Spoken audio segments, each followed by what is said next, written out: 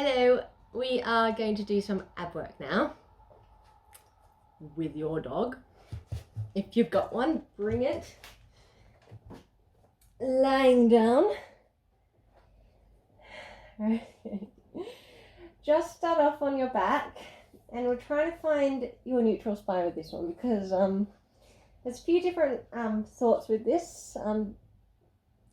The way I do it is working with your neutral spine in ab work.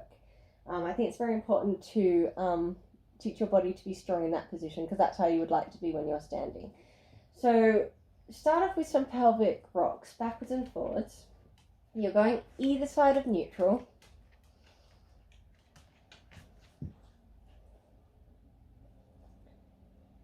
And also you're just wanting to loosen it up a little bit. It's always a nice way to get started.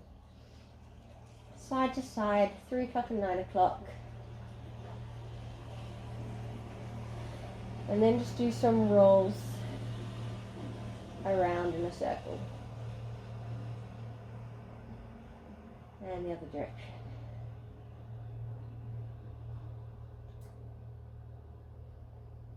Alright. Okay, so hopefully I'm going to fit in when I do, leg extension stuff. Alright, so find your neutral. Neutral is your pelvis, your rib cage, and your head and your feet all down on the mat in a nice line. Your lumbar spine, not too much. You don't want to fit your whole hand under here like this, but I don't know if you can quite see. You want a tiny gap under your lumbar spine. And obviously, your neck comes up a tiny bit as well. Now, keeping that neutral spine, switching off your hip flexors as much as you can, and thinking bones, you are just going to lift one leg, and then the other leg. Now do try and think of bones here. It's not a huge muscle movement. Feel like as your knee comes closer towards you, your sit bone goes further away from you. So it really is just that thigh bone hinging in the hip socket. Now remember, Pilates isn't about brute strength. It's about working your body as efficiently as possible and getting those muscles to work as efficiently as possible. So you don't want to overdo it. There's no point. So just doing this, just thinking of bones, already the right amount of muscles have started to switch on and activate.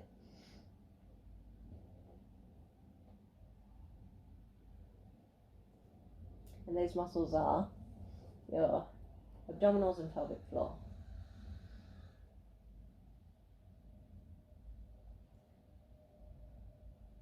Okay.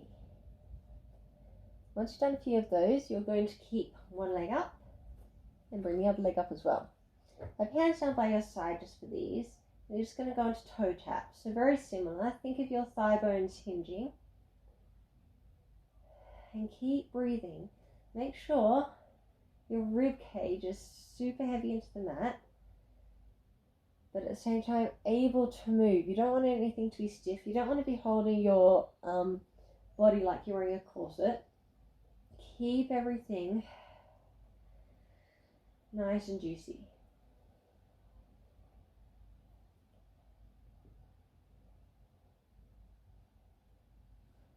Right.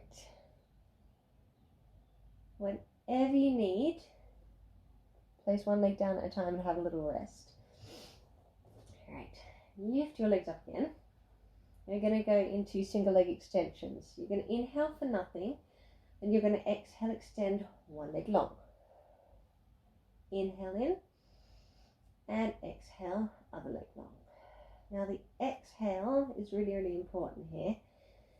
You've got your rectus abdominis, which is on the top, and then you've got your deeper abdominals, like your transverse and your obliques. It's very easy for your rectus abdominis to do a lot of the work in abdominals, and doesn't leave much work for the rest of the abdominals to get activated. So, if you see your rectus abdominis, your six-pack, lifting a little bit with every extension, they're starting to overwork. So on your exhale, feel like your belly button is sitting down into your spine. And then inhale, bring it back in. And exhale, belly button into your spine. And it's that really simple movement that's actually going to activate the rest of your abdominals as well, not just your superficial ones. Now another thing I see a lot of is thinking that the lower the better. It is a lot more strain on your abdominals. It's a lot harder to get your leg low. If you feel very strong, you feel like you've got that deep activation and your abdominals aren't lifting as your leg goes, and your lower back isn't lifting as your leg goes down, then you keep going. That's absolutely great. You can have your leg at that height. If you feel like you do use your erector abdominis a bit too much and it's quite hard to keep that neutral spine, your legs can go up here. Your abdominals are going to work just as hard. You're still doing work. So just go to whatever level you know your body can handle. Keep the breathing going. Exhale as the leg extends. Inhale in.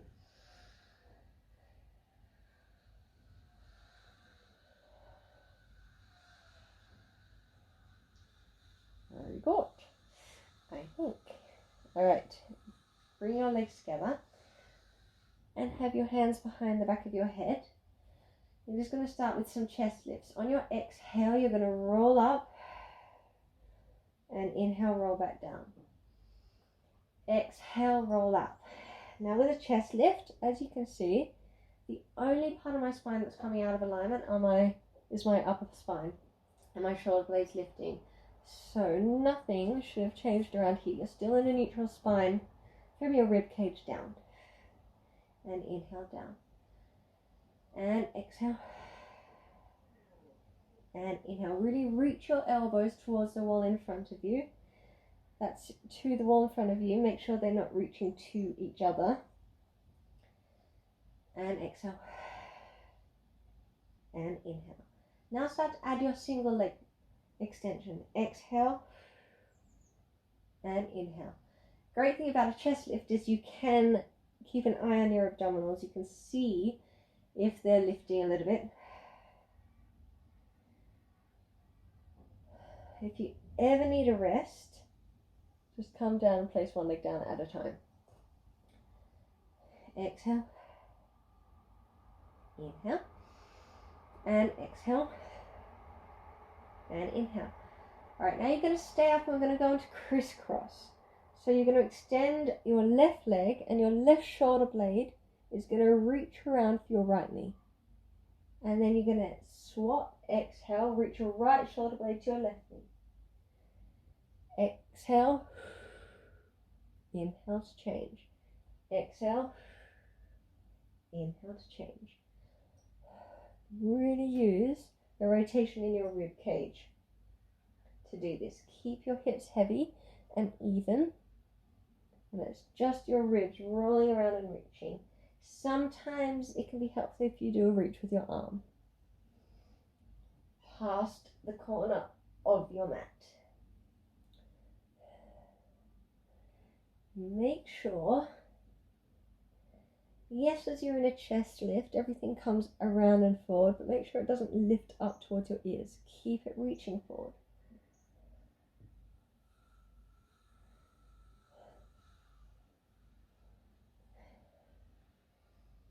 Okay, just do one more each side. Again, whenever you need a break, take a break.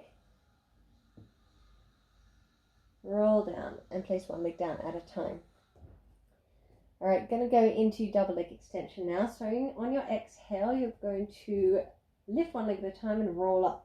Squeeze your legs together, feet together, knees together. Keep your head heavy, looking between your thighs. Inhale for nothing. Exhale, extend both legs, tummy to spine. Back hasn't changed. Rib cage is rounded and up. And inhale in. Exhale. Now, because it's harder with two legs, as you can see, my legs aren't low at all. I'm definitely feeling my abdominals. So they don't need to go too low. Keep an eye on your tummy. Every exhale, when you extend, your tummy button sinks a little bit. And then use that inhale to get all that air in. Keep everything moving. It doesn't have to be contracted all the time. You're going to have one more. Stay out, and you're just going to flex and point your feet 10 times. 2, 3. Make sure your head's heavy into your hands. 4, 5, 6, 7, 8, 9, 10. Good. Bend your knees in. Roll down and hug your knees into your chest. Very good. Alright, just have a little bit of a stretch. Keep your shoulders heavy.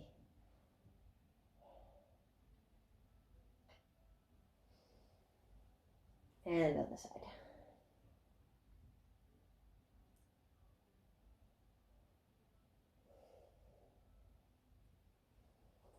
Alright, this is a fun one.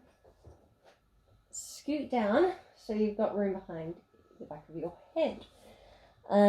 This is a rollover, which we've done in the spine session, but with abs. So, rolling over, you're going to send your feet through the wall behind you, peel off one vertebrae at a time. Inhale here. On your exhale, you're going to roll down to lay your feet. Now